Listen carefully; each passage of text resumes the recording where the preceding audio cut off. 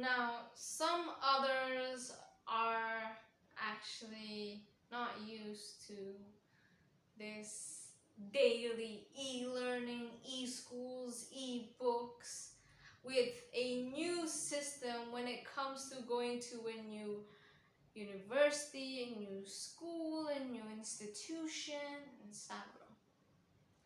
And now, do you think that we are able to coop this up until the future? Internet viewers.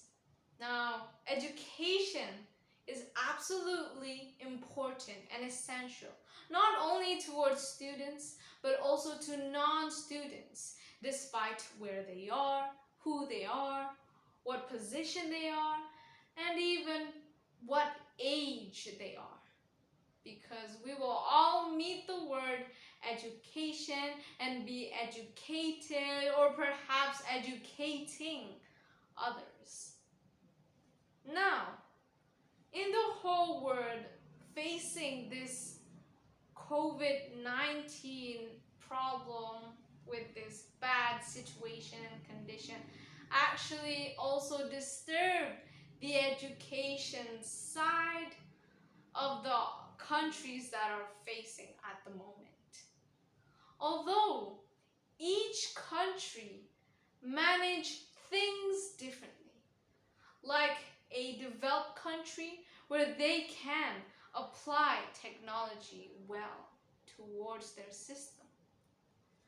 And unfortunately to say, the developing country, such as Indonesia, are still trying to learn and adapt on how do we get this education system flow just as usual. Because some students who felt like a victim tends to feel burdensome because of this e-learning situation. And if I want you to know that you aren't only the victim, but the teachers are also suffering, the staffs are, the leader of an institution is, and especially the head of the education minister. Now, when we know that each group has their heads, who do you actually blame for to these issues and problematic? Is it your teacher who didn't teach you well enough so that you didn't even understand a thing? Is it the staff that couldn't synchronize the system itself? Is it the leader of the institution that's trying to find out and conclude to get the right choice on running this education?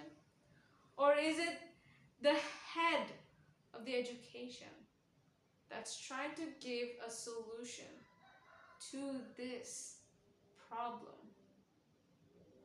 Now, before pointing out the blames, let us all point to ourselves first.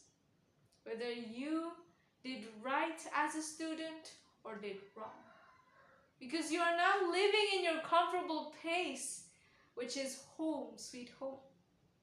And how suffer do you feel inside home? Now, I know that there are the education aspect that has to focus on. It's not always about being intelligent, but also to reset their mindset. It's also about their mental health, to calm their ease. And so, this is all for the student to Indonesia at the end. Now we understand that this system is all held by the leader of a school or an institution, and they all have their money to help out. But what I want to say is that money is equalized as technology, because as what you say, everything is money, but not money is everything. Because sometimes what we do don't relate to money. What we actually work on don't relate with technology, but also to our surroundings. And that is also a support.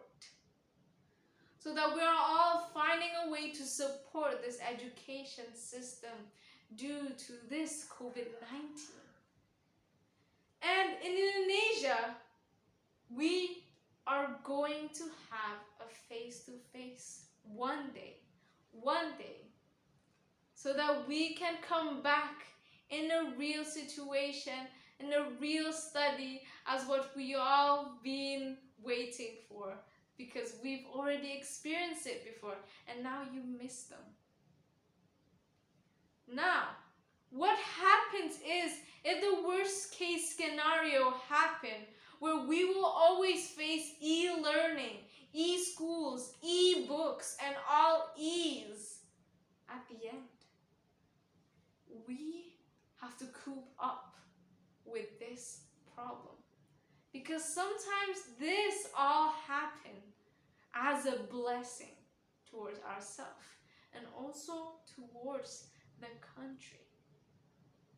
So if you have a problem about technology, your history, your background side, or even the connection problem, try to inform your teacher, the staff, just in case something will happen that you don't like, which is of course your score, your grades.